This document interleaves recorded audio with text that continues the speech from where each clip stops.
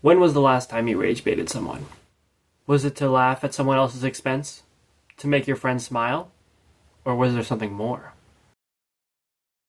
Though the act of intentionally making someone mad is nothing new, the economics of social media have made rage bait unique. As platforms began rewarding content not for its merits but for its engagements, aspiring influencers learned to post inflammatory content that baits viewers into making rage-induced comments, reposts, and shares.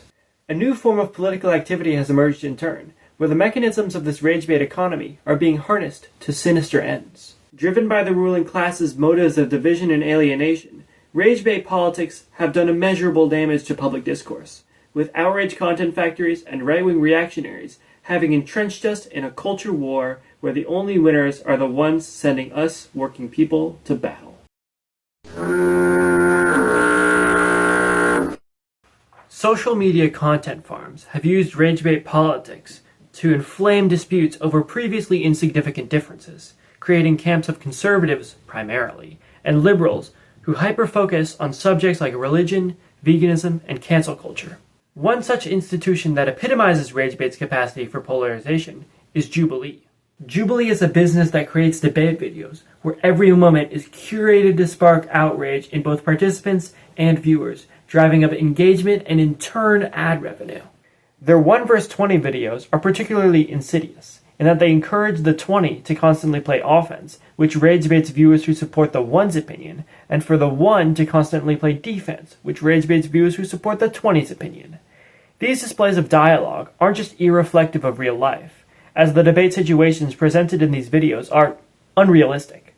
They're actively fanning the flames of culture war and artificially dividing the working class worldwide over issues that ultimately don't affect most of us in our daily lives.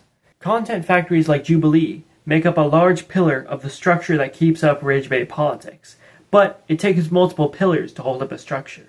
So let's look at another one: right-wing reactionaries.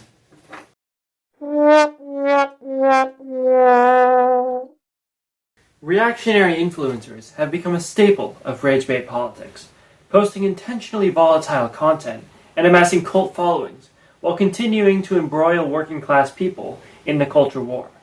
Perhaps the most well-known figure in this sphere, who's actually been in a Jubilee 1v20 himself, is Ben Shapiro, a right-wing political commentator with a legion of followers on social media, and a penchant for rage bait. His signature catchphrase, "Facts don't care about your feelings," is a perfect example of the dominant style of reactionary rage bait. Ben Shapiro wants his opponents to poke holes through his paper-thin arguments, for them to say something like, Trump's criminal charges are facts that don't care about your feelings, because this means they're playing his game, on his turf. He's baited their rage, and when he claps back with another snarky retort, it'll go straight into the next episode of Liberal Snowflake Gets Owned by Facts and Logic. This is how right-wing reactionaries operate. They steal the spotlight and use it as a platform to further widen the societal gap between conservative and liberal, using rage bait politics. Though rage bait politics, through institutions like Jubilee and individuals like Ben Shapiro, have sent much of the working class to the front lines of the culture war, they have also alienated large swaths of us from political discussion and action altogether. As social media floods with this bitter, toxic discourse, many people get tired of this mirage of politics and simply tune it out and scroll on by. By intertwining rage bait with online, and in turn, in-person, debates on societal decision-making, the ruling class has infected many of us with an apathy towards politics as a whole. Though this might sound good, since people who don't engage with rage bait politics aren't perpetuating it, working people who become disillusioned from all politics ultimately serve the interests of the owning class just as much as the cultural warriors do.